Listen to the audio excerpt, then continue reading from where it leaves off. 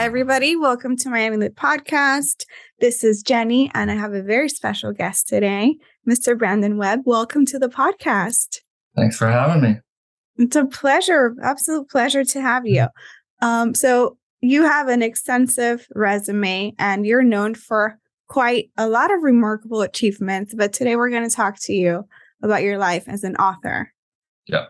And focus on Steel Fear and Cold Fear, which you co-wrote with author John David Mann. Before we dive into those, I have just a couple of quick background questions for you. How would you describe your upbringing? Unconventional. What do you mean by that? My parents were hippies.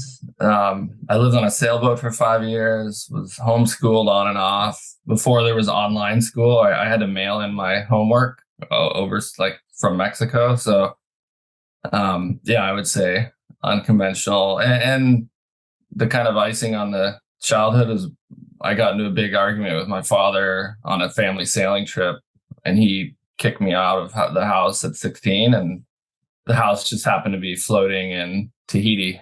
So I left home in Tahiti when I was 16. Oh my goodness. That sounds like a novel in itself, I have to tell you. Yeah. Have you ever thought about writing that? I did. I wrote it in the Red Circle. That was the first book I ever did, which is about my journey into the SEAL teams. Yeah. Yeah, you're completely correct. I have to be honest, I have not read that one, but it is over here waiting for me. I have a lot of women read that book, and really, for some reason, it resonates with them. Oh my gosh. Okay. That's definitely going to get bumped up on my to be read list right now. Were you a big reader growing up? Yeah. Very, very big reader. Living on a sailboat when you're, sailing from Acapulco to the Marquesas Islands in the South Pacific, you have 30 days at sea, no television. So all I had was books. So I read quite a bit and all over the place. I know a lot of people, they read certain genres, but I like everything. I like science fiction, fantasy, horror. I'm a big Stephen King fan. I like historical fiction, James Michener. Probably because I just had to read whatever I could get my hands on. So it opened me up to a wider genre, like a wider range, which I think why when John and I we were both nonfiction guys, and we decided to take on a novel and write fiction. And I wish the literary world would just change fiction and nonfiction to real and make believe. It'd be a lot easier for people to understand. True. But we're so diverse in our interests and genres that we read. So we've created kind of a mixed genre ourselves in the Fear series. It's essentially crime, military thriller, mixed together. Yeah. I'm glad you brought that up, because when I read Steel Fear, when I picked it up, I felt a little intimidated. I'm not going to lie. I just thought, not because of the size or anything, just I thought it would be so heavy as far as what the themes would be and so on. And I feel like I was right. It is heavy, but you both wrote it in such a way where it was enjoyable, very enjoyable. Thanks. Yeah. I think we tried to make it accessible for someone that didn't have a military background. In that aircraft carrier, it's like, I think everyone can easily imagine what life on a big cruise ship would be like. Maybe because of the commercials you can see on TV, but life on an aircraft carrier is very hard to explain, and it's as big or bigger than a cruise ship. But it's a floating city, just in many ways like a cruise ship with warplanes on it. You have a store, you have a laundry, you have trash, you have all the stuff that a city would have, and the staff to support it.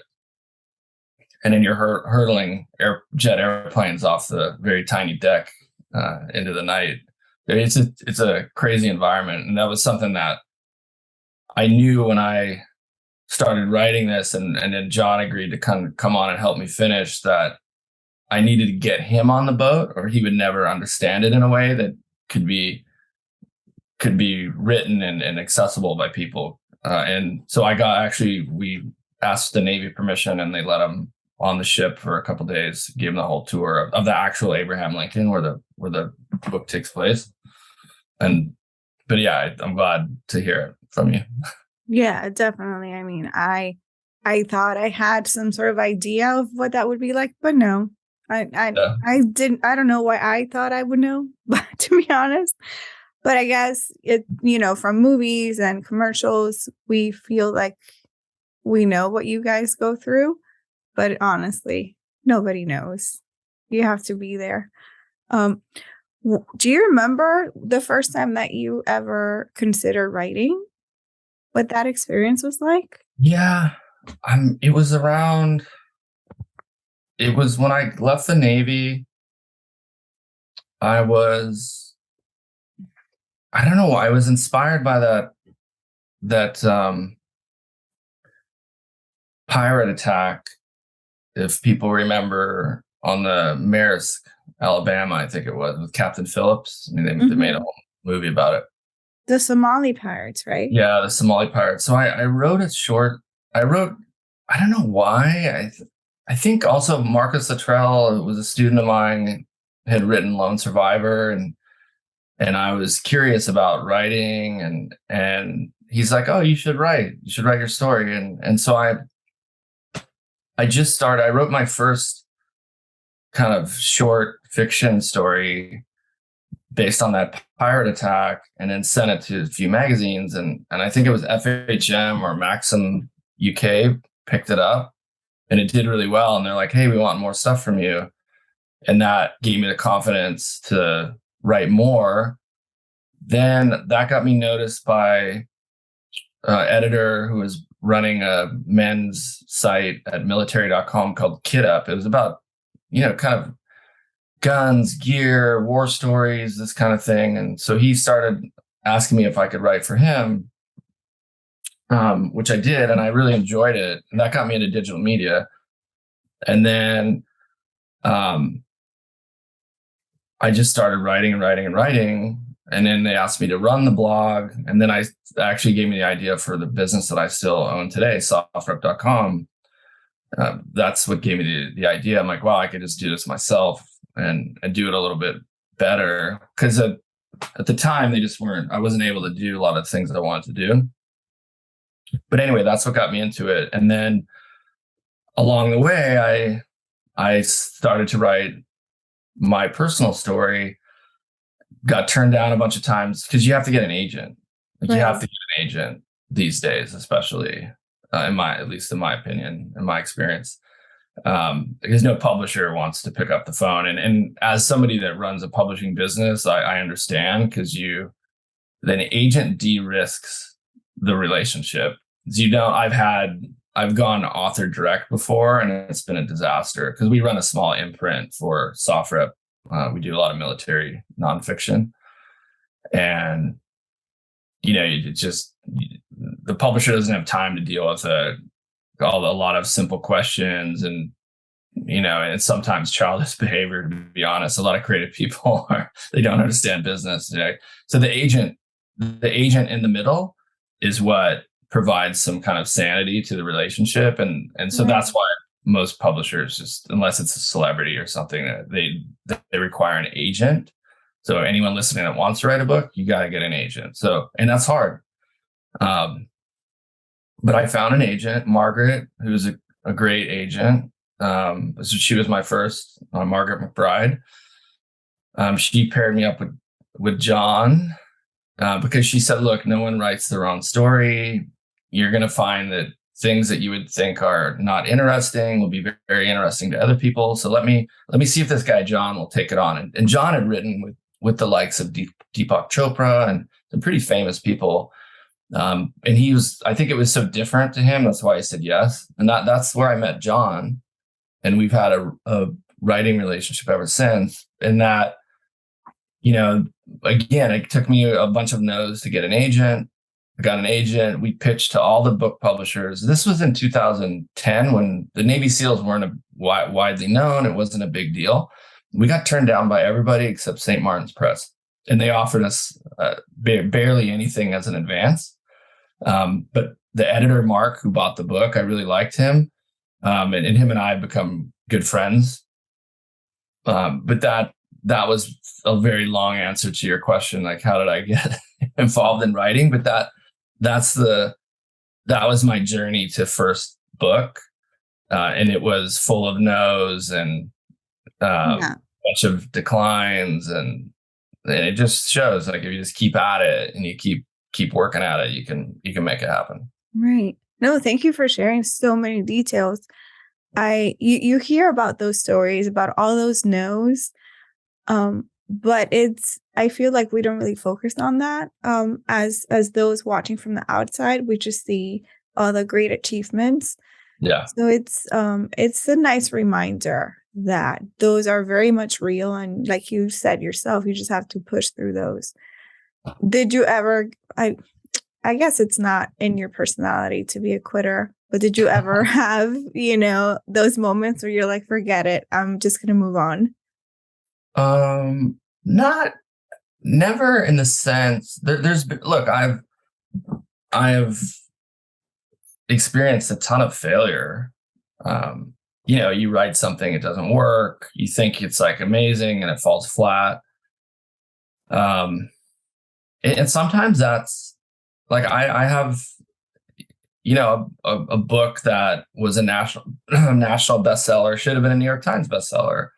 But by the numbers, when you look at like what was ranked in my category next to me, I outsold it by 20,000 copies. So by all purposes, it should have been on the New York Times list, but they have this weird formula. Nobody knows it. And so part of it, you can have a really great book, but a publisher that maybe doesn't package it right. Like, but what's inside is amazing. And the old cliche, don't judge a book by its cover is true because of this, but it still happens to this day. And I think, great books deserve great covers, because the cover is it's like an advertisement, a billboard. Yeah. It has to get First people impressions. invested. Yeah. And it has to draw them in. And look, there's certain, and we can talk about covers all day long, because I like to be very involved in cover design, much to the frustration of my publishers. And I don't always get my way. And when it doesn't, when a book doesn't do as well as I think, I'm like, I can't help but thinking, okay, did we get the cover right? Because a lot of things go into making a book. It's like viral content, right? You have to give a reader a reason, and reader is a reason to share it and talk about it. And if it doesn't kind of catch fire right away, it could be frustrating. And in fiction, which, we're writing the Fear series now, we know you got to just, like, those first couple books, you're building fan base. You're building a little more until you get critical mass. And then the book starts to take off, if it's good, usually. But anyway, there's so much that goes into it. But you have to, in life in general, you just have to, if you believe in yourself, I would just not listen to other people, because most people I met thought I was crazy to be a SEAL, like, too hard. Everyone fails, you won't make it. And then those same people I made it were like, oh, I always knew you could make it. And so, it's just, people are funny, and you just have to realize, and you have to be honest with yourself too, because this is the other problem I see in business and life, is some people that really want to do something and just don't have a talent for it. So there is that too, right? I remember meeting somebody it was like one of those American Idol videos where this person is going, you're watching, tuned in, and this, like, beautiful girl gets up there to start singing, and it's just terrible. It sounds like a cat is being strangled to death. And American Idol loves that because it's great for TV. But that's an example of, like, okay, you have no business being a singer. Like, I get that it's a dream, but sometimes you just have to realize also, based on maybe a lot of input, that it's just not going to happen. You need to pick something else. And I believe we all have our talents. We just got to discover what it is. But, for me as a writer, I was a blogger for 3+ years and wrote probably, on average 1,000 words a day. Wow. And you get a lot of practice. So, and I had a lot of feedback. Digital media is nice because you get access to all the data insights, the people are reading, how many people. So I knew I could write, that it was just, and I believed in myself enough to keep pushing forward. And then that's what it took. And I think that's a common story. I mean, even you listen to some of the stories, like Tom Clancy got his smash hit Hunt for Red October manuscript turned down by many publishers. It was too big. They're like, oh, I don't want to read this thing. This is back before you could email a digital file. It's like print out a stack of papers with, 200,000 words, which is big. It's like usually over twice what the length of words a novel would be. But Clancy got turned down, and he was an amazing author. Right. So yeah, I think it's a common story among my author friends. We all have to deal with it. And also, people don't like having their stuff read. They don't like criticism, which is, you got to be open to that too. You have to have a thick skin. Yeah, that's such a good point. Because I can't imagine just handing off something that I worked so hard on so that somebody can tear it apart in 2 seconds. Yeah, right. Yeah, and I just, not to go off the Fear series topic, but I just finished my first solo novel, and I'm nervous as hell, like, to get feedback. I'm about ready to send it out. It's about the first group of women to go through Navy SEAL training, and it's told by the main character, who's JJ, Julia. She's the first female officer. The other women are enlisted, but it's told by her. And I spent 6 months working on it. I finished it this month, and now I'm out going, I gotta share it with people. That's amazing. Congratulations, though. Thanks. That sounds incredible. And I'm sure it's going to be fantastic. Thanks. I'm going to be reading that and letting you know, which. If you want to be one of my test readers, I'll send it to you. Oh my God. I would be honored. Yeah, no, I would. Amazing. Yeah. So I'll email you and follow up, but I'm trying to find women that are interested in the subject so they can get the details right. Like, yeah, my mom's a great reader, and and she can write. I'm always trying to get her to write her romance series, but her and I were talking about it. I would definitely read that. Yeah. I'm kind of ashamed to say this, but maybe I shouldn't be. So in between like heavy books, I sneak in like a romance novel in there, like as a palate cleanser, just because I was named some after prettiness. I was named after this hot, steamy romance novel, that pirate captain. It's called The Flame and the Flower was the book. And my mom named me after the pirate captain, Brandon. So it's kind of fun. That is so cool. Yeah. But The Flame and the Flower. I will for sure send you that manuscript. Just we can talk offline, but yeah, I would love your feedback. Yeah. She was giving me, I have the scene where, a tampon comes out and it's embarrassing, right? And she was like, no, that would never happen in the water. Like, it has to be while they're carrying logs or doing something like this. But that's the thing that me as a guy writing from the perspective of Julia, I would never know this. So that's why having women read it will give me like some valuable insights, even on the like a romantic tension in the book. Like, how do we add a little bit? How can I do that better? Those kind of things. But that's why the feedback is so important. And that's, yeah, definitely. Before we steer back to Steel Fear, how was it? Us way off. We're way off. No, I'm loving it. And I'm so grateful that you're sharing all this, because I know you had mentioned in the past that you were working on something new, but I didn't know it was solo and about women in the Navy. That's, to me, that's like a whole unicorn. And we'll keep this off. But so I'm super admirable of all of you guys in the Navy, because my father, so I was born in Cuba, and my father, along with a bunch of other guys, stole a Zodiac raft and came over here in 1992, and they were rescued by a Navy ship. Oh, wow. And the Navy ship, once they decommissioned the ship about, I want to say 12 years ago, they released, the video with all the ship's accomplishments. And in that video was my dad's rescue. Wow. And they shared it with us. So we have footage of all of that, and all the guys just being so helpful and so, taking care of all these strangers. That's great. So, anyway, I went off on a tangent, but so the whole Navy thing to me is just so fantastic and so admirable, everything that you all do.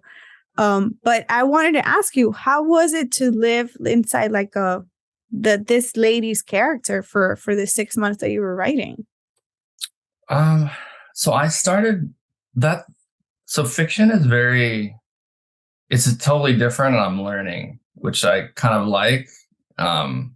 It was a frustrating in the beginning because I know I can write really fast and good nonfiction. Like John and I can crank a book out in 3 months, and it's a good one. And so I was like started writing, and I got probably 30,000 words in. And to give people an idea, typical novels between, I would say, 50 and 90,000 words on the high end. So I was pretty deep in, and I just wasn't feeling it because I was telling it from a third person narrative. Then I was like, I went back and I actually was watching some masterclass from some accomplished writers. And I'm like, okay, I need to change the perspective. So once I started writing from Julia's perspective, I could call her JJ. That's her nickname. I got into it, and I really kind of got into her, and felt like I was along for the ride. And there was things that happened and life lessons and stuff that surprised me. But I really enjoyed it. But again, I felt like I was really living her as a character. But there's parts, like I said earlier, you just don't, I'm not a woman. I grew up with a sister, and I have a strong woman in my family, but and they were a lot of inspiration behind her character for sure. Because my grandmother was an entrepreneur in the 70s and ran a collection agency. She had to run it because her husband died. My grandfather died really young. But I saw like you think it was tough during the Me Too era. Try like 1970s California running a collection business as a woman. So I had a lot of good reference points, but like I said, it really helps to have people like yourself and have, especially on the novel side, read your material and give you pointers. Then you pass it up to the editor, hopefully who buys the manuscript, and then you get more feedback on pacing, on what to take out, what to leave in, and then you end up with a finished product. So it's a lot that goes into it that people don't understand. A lot of revisions and add-ons and stuff like that. But long story longer, it was good. I enjoyed the process. Like I really felt like I got to know her, and I think she's got more books in her. So we'll see. That's awesome. Okay, I'm really excited for that, and I'm so excited for you. That's going to be super cool. So okay, let's bring it back to Steel Fear, because you have somewhere to be. So Steel Fear is a military thriller for those that haven't picked it up. And what was interesting to me was how you all wove in there these universal themes amidst this very serious military life that you captured so well. So it's loyalty, revenge, leadership. How did you navigate writing about such heavy heavy things while still holding on to the thriller components. Well, I think, again, that's John and my style, because we both wrote a lot of nonfiction that dealt with self-help, personal development. And so we can't help ourselves by using fiction to teach people, whether it's leadership, character traits, morality, and ethics. These are things that are important to us, and we've all experienced. Like me, I've experienced great leadership in the military and terrible leadership. Like leaders who just play favorites. They don't reward actual performance. They just reward like sucking up, and that, it never plays out well for those people in the long term. But those are like things that we felt is important to tell. The characters and the captain in the book are based off the real captain when I was on board, who was a terrible captain, in my opinion. Never talked to the crew. The aircraft carrier had the worst accident rate in the fleet. The morale was terrible. And this was a nuclear carrier. My first carrier, before I was a SEAL, I was a search and rescue swimmer in a helicopter squadron. And I was on board the Lincoln. And we had a sexual predator on the boat. And they never caught the guy. And that's what inspired Steel Fear. Was the serial killer aspect to Steel Fear was this sexual predator that they just never caught. They never caught the guy. And this was just when they put women on the ship. So women were terrified. The leadership sucked. And then I remember going, before I went to SEAL training, I had to do another deployment on a carrier that was the Kitty Hawk, which was way older than the Lincoln. It was a conventional aircraft carrier, much, much older. And I thought, wow, I had such a terrible experience on the Lincoln. It was just dirty. Morale was low. And I thought, oh God, the Kitty Hawk's going to be even worse because it's so much older, right? It would be like, trading in your brand new car for a used one that's 20 years older. You're like, okay, this is not going to be no backup camera. So, and I got on the Kitty Hawk and I was blown away. The ship was nice. It was so much nicer. The crew was nicer. And it was all about the captain. The captain would come on this general loudspeaker every day and talk to the crew. And it was amazing. Like the crew knew what was happening. Everyone felt like the captain was like involved. It was a sharp contrast to what I experienced on the Lincoln, and a much better run ship. And so that carried over to the, Eagleburg and Steel Fear. We modeled after that one kind of captain that I actually served with. So a lot of those, but again, like a lot of what important to John and I are to teach. We want to give a great, interesting story, but have it also be a teaching platform. And I think also one of my favorite authors, Ayn Rand, is prolific, right? She's a legend, and she wrote these amazing novels, but weaved in her own philosophy, life philosophy in the mix. And I really admire her for that. And that's something I think John and I both have in us that comes out in all the ways that you said. Which is your favorite book from her? Do you have a favorite book from her? Yeah, Atlas Shrugged for sure. I mean, that's the first one I read that got me hooked. Fountainhead's great too, but Atlas Shrugged is amazing. Yeah, I don't have it here. I have Anthem here, but not Atlas Shrugged. I think that one's at home. Yeah, that one, that's definitely a special one. I think that was my first one I read from her also. I think it's like 6th grade or something. Yeah. She's good. How would you define loyalty? Oh God, that's a good one. How would I define loyalty? I would define loyalty as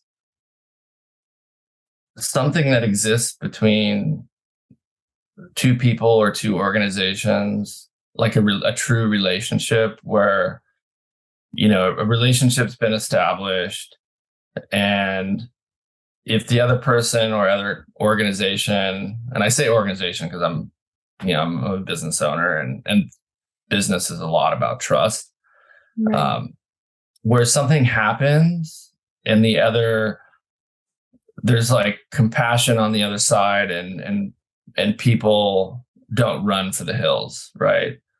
And so it's like, okay, we built this foundation, person to person or business to business. We have this history of a great relationship, and you're not going to run for the hills if there's like a storm coming, right? Like they're going to stick with you. And it has to go both ways as well.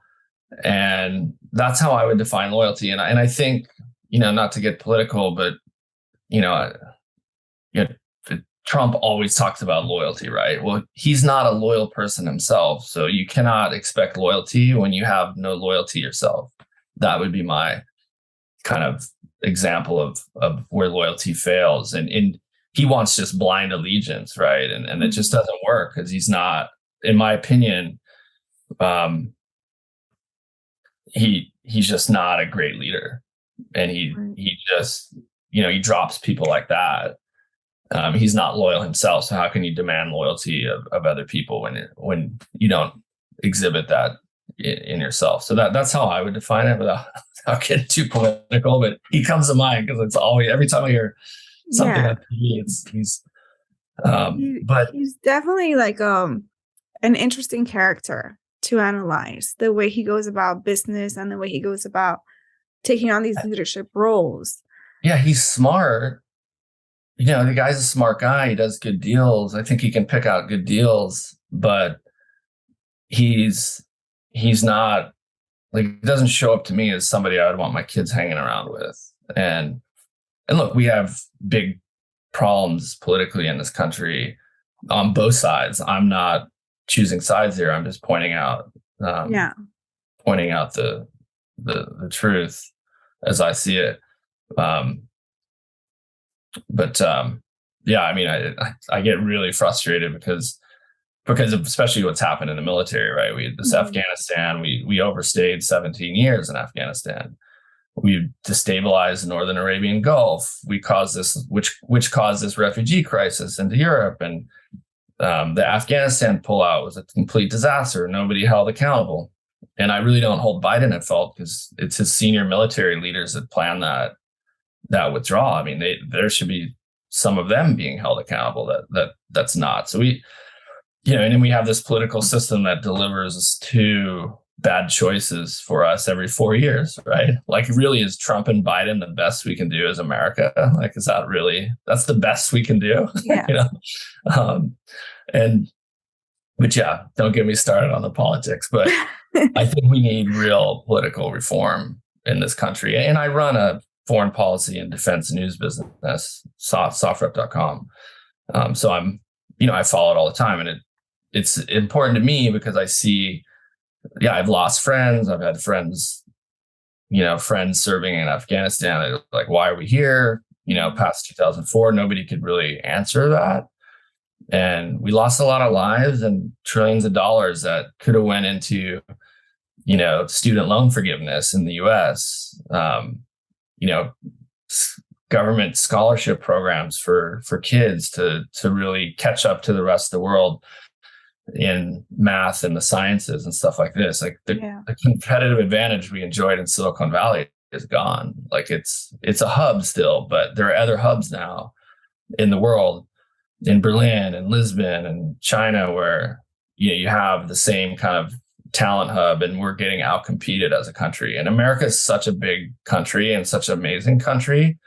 It's a shame to see it not being well governed across the board. And that's why I think we should get rid of the two-party system. And but I can go on about politics for hours. Yeah, anyone that says don't talk religion and politics, what the hell are you going to talk about? The freaking Starbucks down the street? Those are the things that matter at the end of the day, right? How we define ourselves and our life. That's religion, and how we navigate society. That's politics. And we have to come to a place where we can just have the conversation and not scream and yell at each other. Like, let's just have it out intelligently and come up with a better solution, like all of us. But we've really lost that because we've let a lot of the media divide us into these two camps. Either you're Republican or Democrat, and you got to choose a side. And if you stray out of those lines, you're just ostracized by either group.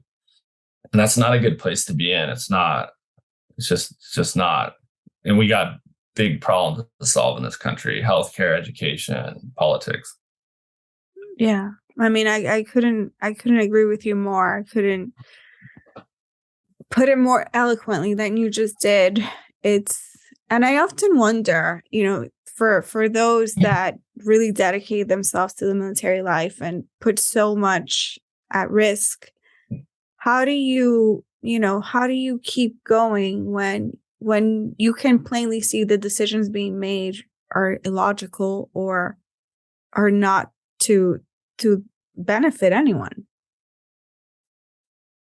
Yeah, it's tough. I think most of the military, when you're in the military, you just kind of put your head down and don't think about it. But when you get out and have this reflection and different perspective, that's when I was like, wow, the people in charge aren't that smart, and they're not making thoughtful decisions. There is no strategy for our foreign policy over the last, I'd call it 30, 40 years.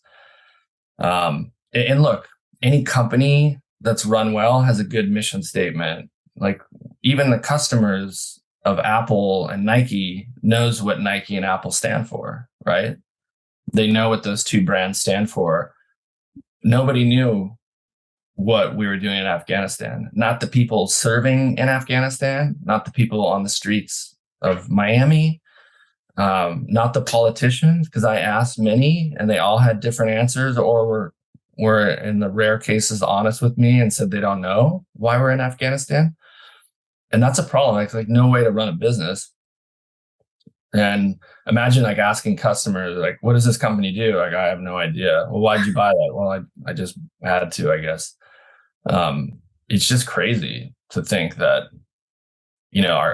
our especially with the American foreign policy, that we've not really had a real clear plan over the last 30, 40 years. And the result is Afghanistan, $1 trillion wasted. We Pure removed chaos. the Taliban from power. Now they're back in power, more powerful than ever, with China as an ally, and billions of American hardware, not just weapons and technology, but like gym equipment, clothing, cars, like everything. It's just like nuts to me. Like that was, but it shows you when you don't have a plan what the result is. It looks like what happened in Afghanistan. It's very scary, especially for regular folks like us that don't really understand all the components of what all of that stuff means. Like we can obviously tell it's bad, but for someone that like you who knows the ins and outs of certain things. Like imagine you're running a podcast in Afghanistan, the Taliban take over, you can't run that podcast anymore. You're a woman. They had to take all the women off air, or they just excluded them from the building. And the women that kind of are independent have to be fully burqa'd up. Like it's crazy. Yeah. That's a lot. That's it. It's very, very crazy.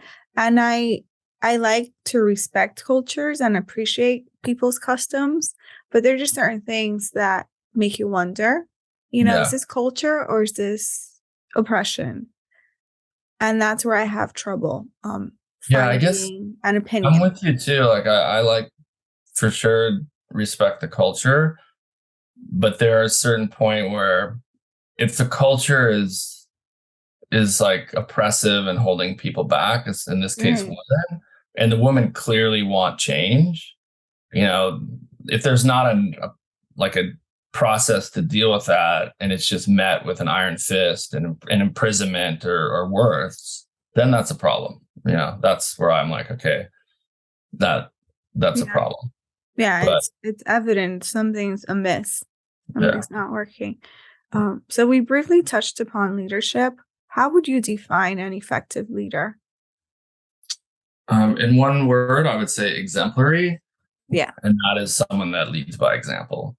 Like that you really have to be, in my opinion, good leaders are all someone that are willing, that they've done the job in the past and they're still not afraid to roll up their sleeves. And look, we throw a holiday party for our team every year, and I'll pitch in and clean up the food just for everyone else. I'm not going to just like sit back and look at my email while the rest of the team takes out the trash and cleans up the mess. Like, I'm going to pitch in and help. And I think that every good leader should kind of lead like that. Right. And definitely have great communication skills. I feel like that's lacked in our leadership in the last couple of years. Yeah, you have to be a good communicator, and you have to communicate the plan. And that's why, even though, the Trump presidency was so chaotic, the platform he ran against, the message, the marketing message was make America great again. Like, that's something that's very easily understood and people can get behind. And I thought Hillary ran a terrible slogan, like, I'm with her. It just didn't say anything, because she had so much scandal during the Clinton administration. Right. Like, yeah, I'm with her. Does that mean I support her husband and her, like, trashing all these women's lives because he was cheating on her? It's just like crazy. Yeah. But there was just two very different messages. But the communication. This is what I always thought. And you let me know your thoughts on this about the Hillary and her slogan. I always felt like she rode that wave of, I'm a woman, so therefore you just have to support me blindly. Yeah. And I just did not connect with that. Yeah, obviously not many people did.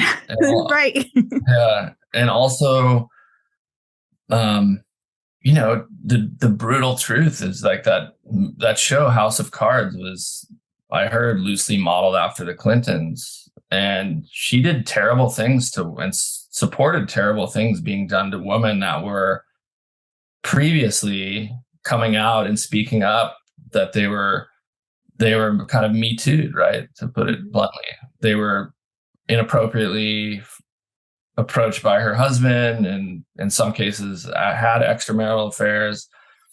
And look, I don't care what two consenting adults do, but when someone is mistreated and comes forward and is brave enough to come forward, like a Lewinsky, for example, and they get just trashed on the national stage, and Hillary goes along with it, that's a problem. Like, she did terrible things to a lot of women besides Lewinsky. Yeah.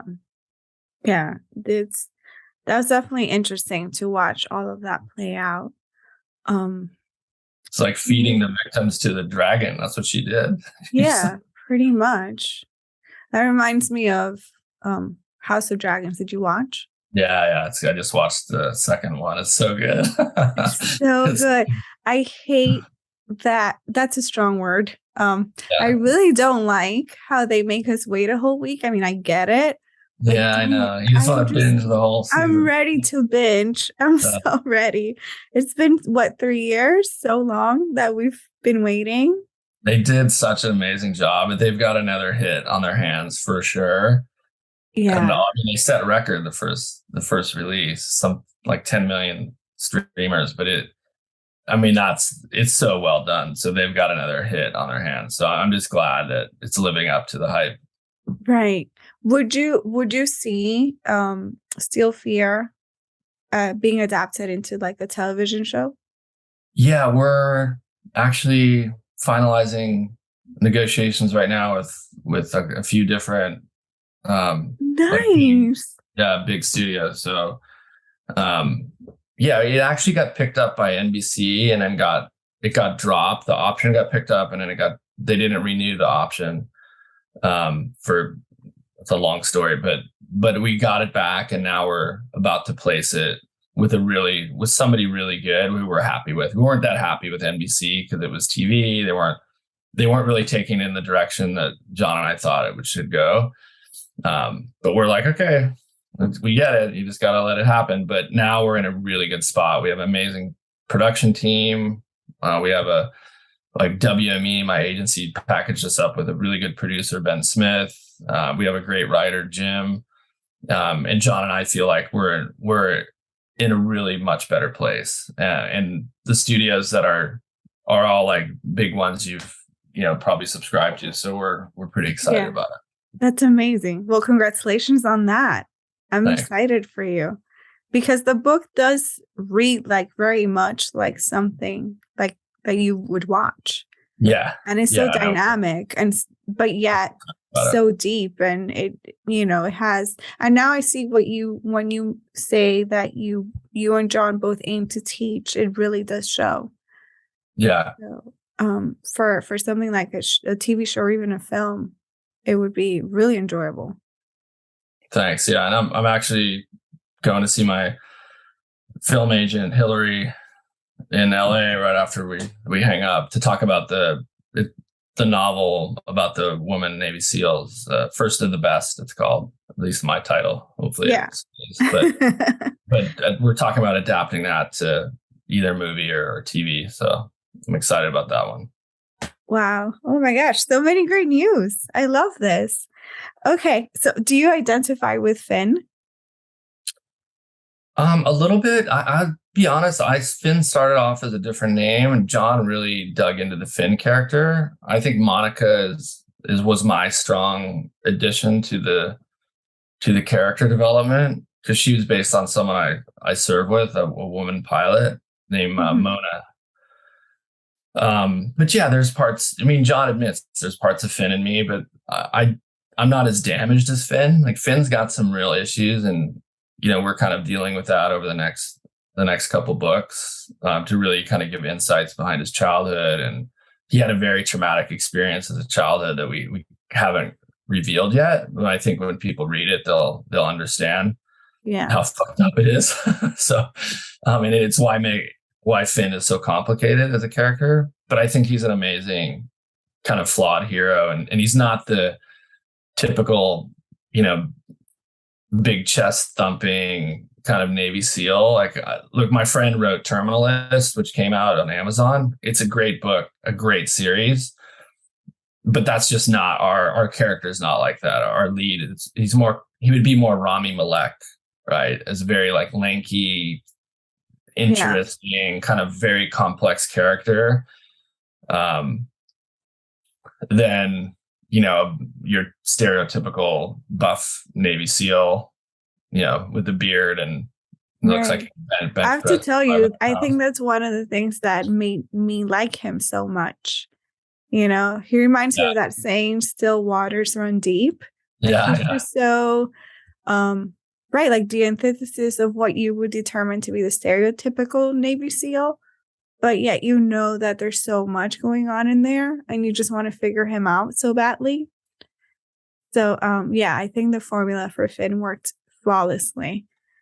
Would you say that writing plays some sort of healing role in your life? Oh, 100%. Like, writing my first 3-4 books was a huge healing process. Like, dealing with, losing close friends in my 20s, mid 20s to late 20s, having to go to funerals, more funerals than I could imagine, dealing with the trauma, the grief, and people are reaching out for answers, and it can be a little bit overwhelming. It's why I wrote a book called Among Heroes, kind of honor my friends that were my closest, kind of peers in the SEAL teams that died in combat or training. It was a way for me to kind of honor their memory, leave something positive behind for their families, and also deal with my own trauma. So for sure. Yeah. Why do you feel like writing is so powerful? I mean, what makes us, human, and why we're not still swinging from vines in the jungle is our language, our ability to language things into existence. Like, we're the only, species on the planet that can actually invent with our words. And so words are incredibly powerful. You look what Elon Musk has done with SpaceX. I have a friend who I interviewed for my own podcast, Scott Kelly, who had a record of being, at the time, the longest American in space. He said SpaceX was a joke. People testified. Buzz Aldrin, one of the first people on the moon, testified to Congress that SpaceX was just, a joke, and it was a sham, and there's no way they could do the things they said they were going to do, because they were challenging the traditional program of NASA. And NASA was what these guys come up with. And I get it. At the time, NASA was it. It was the tip of the spear. But it withered away into nothingness. And Elon brought it back. And into Scott's credit, he said, look, it taught me a valuable lesson to always keep an open mind. Because now look at what SpaceX has brought space back to America. We used to send our astronauts to space, to the space station, on Russian rockets out of Kazakhstan. And look how complicated that situation has got today. I think language is so important, and books are so important to get ideas. I mean, you look at most modern advancements have been probably inspired by fiction writers, like sci-fi. Like, I remember watching as a kid the first era of Star Trek with the little flip communicator. I mean, that's just turned into a cell phone, right? I think it's so powerful what we hold in our hands. Languages and books are incredibly important, and storytelling in general, in all formats. I know some people prefer audio, visual, but storytelling in general is extremely powerful. For sure. What advice would you have for parents that have reluctant readers on their hands? I would try and create an incentive system to reward. I used to give allowance to my kids for reading, but they'd have to read and write a report on books that I want. They could read, it was 1-on-1. They could read one of their own, and then I got to pick. But they're all pretty good readers. I think it's just because I created an incentive system to kind of get them into the book. And then once you're in, you're in. But you have to do something like that. And look, I was diagnosed with ADHD, and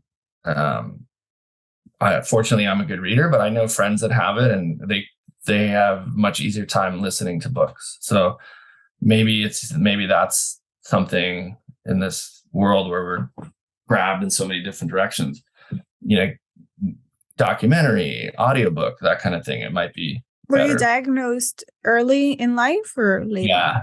Yeah, pretty early. Pretty early. Do you feel like when you're reading, you're able to focus? Yeah, I do. It kind of helps, but it took a lot of practice. Yeah. For sure.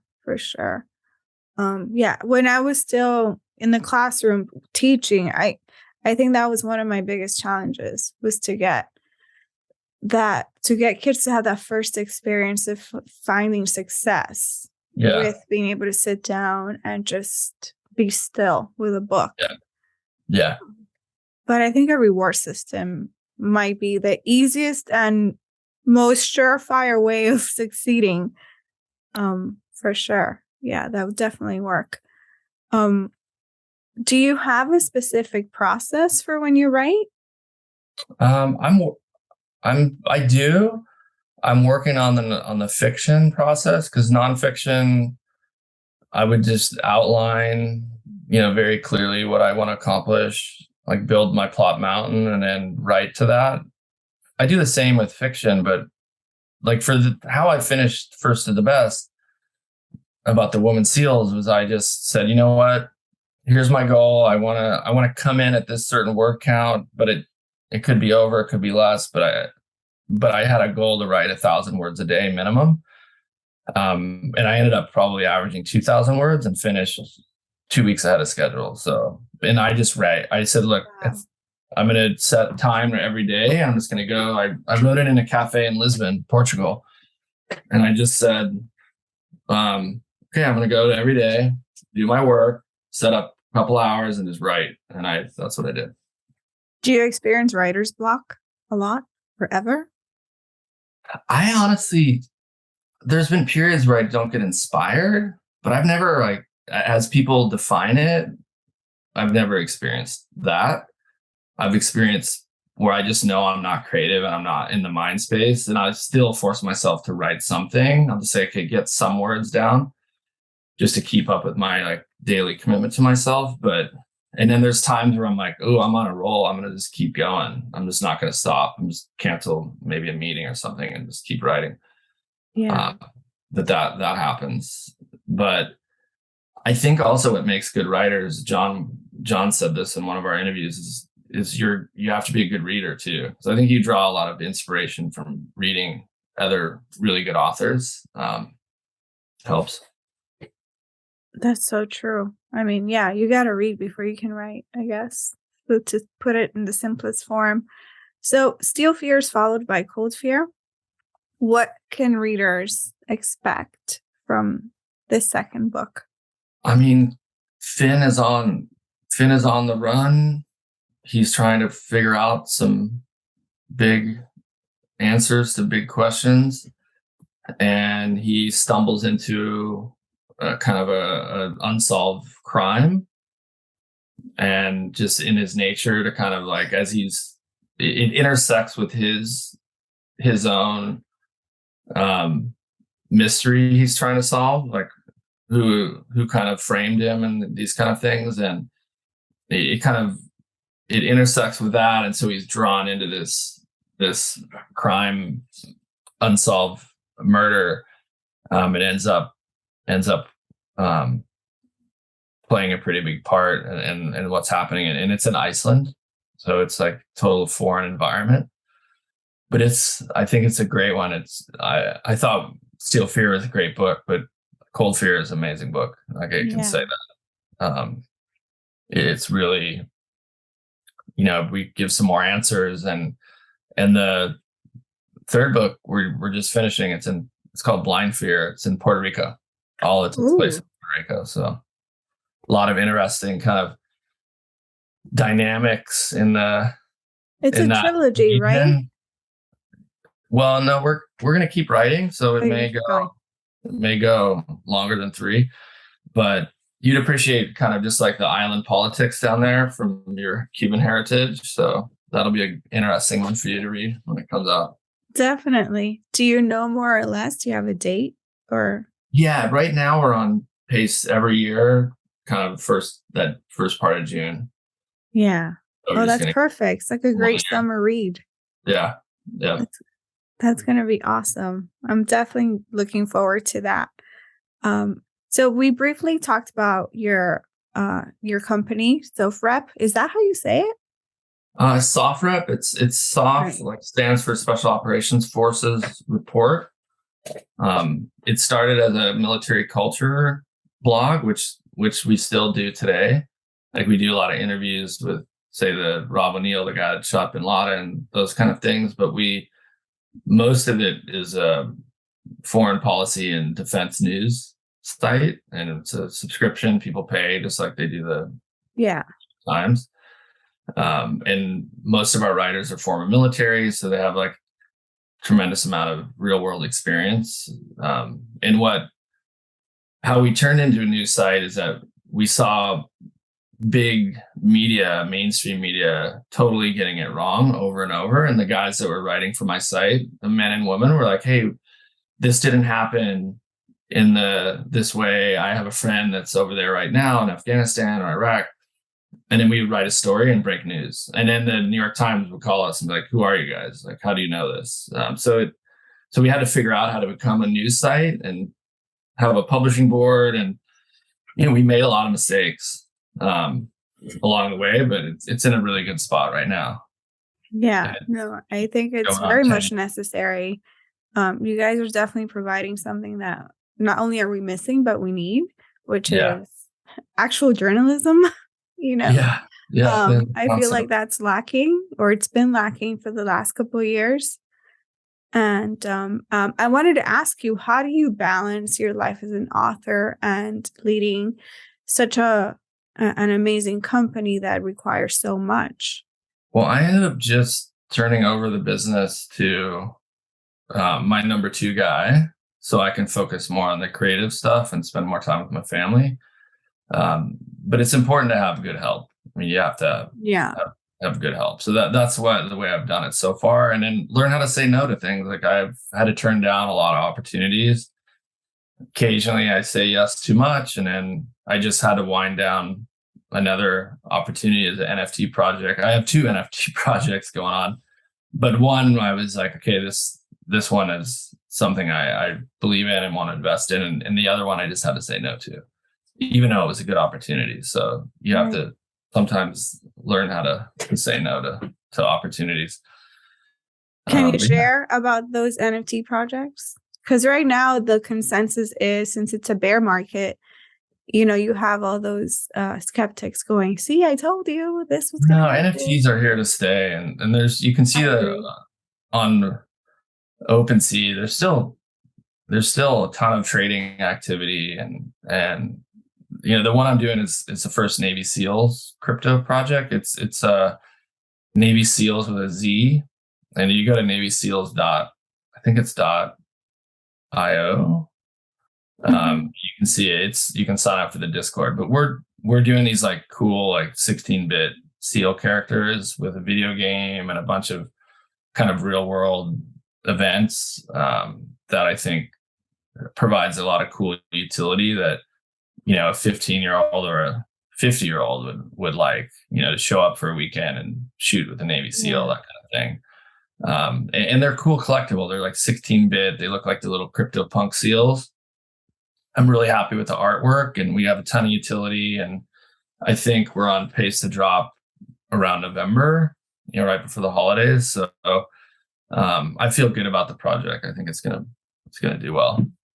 That sounds really cool. That sounds amazing. Yeah. And I don't know if this is a goal of the project, but it feels like you are somehow helping to reinstate some sort of patriotism. Is that safe to say? I wouldn't say I'm trying to reinstate it, but maybe like reinterpret it, that it's okay. Yes, that's a better word. Yeah. Right. Because it feels like right now, especially the younger generations, there's some sort of shame in being American. Yeah. Which is it's a sad place to be. Yeah. Hey, I have to go also. No. I keep looking at the time. Okay, let's wrap this up. Okay. Let's do a quick fire. What's your favorite book to read? Tree of Knowledge by Umberto Maturana. Never read it. It's going on my list. Which has been your favorite book to write? Probably the one I just finished, First of the Best. Yeah. My first solo novel. Awesome. And lastly, if you could spend the day with anybody, who would you spend it with? Dead or alive? It doesn't matter. Probably Nelson Mandela. Oh, that's a good one. Yeah. That's a good one. I mean, there's a guy that had every reason to take revenge and had the power and chose kindness instead, and went on to be a total legend of his generation and someone that people look up to. So it shows that you can have strength, but also be kind. Right. I think he's fascinating. I would love to spend a day with him. Yeah. Well, thank you so much for being here and for sharing. And we'll have all the books you mentioned and projects linked down below. And thanks, Jenny. No, thank you. I'm so excited that we were able to do this. I really appreciate it. I know your schedule is crazy. Best of luck with that meeting and with everything else coming up. And hopefully we can revisit now when the other books come out. Yeah, for sure. In person, hopefully next time. Yeah. Thank you. All right. Have a Thanks, good one. You too.